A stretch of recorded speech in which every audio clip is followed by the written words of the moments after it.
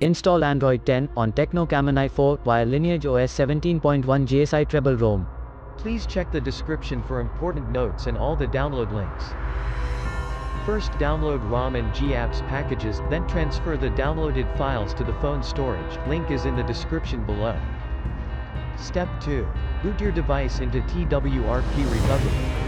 Once in TWRP, click on Wipe, Advanced Wipe, and select the checkboxes, as shown in the image, excluding internal storage.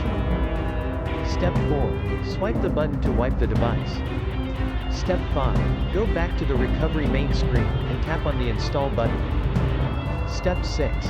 Navigate to the storage, and select the ROM zip file. Step 7. Finally, swipe the button on the screen, to install ROM file. Step 8. Flash the GApps zip package, in the same manner. Step 9. After GApps flashing completes, select Wipe Cache and Dalvik from bottom left side of screen, and swipe to wipe. Step 10. When the flashing process is complete, hit Reboot System. That's it, you have successfully installed the ROM on your device.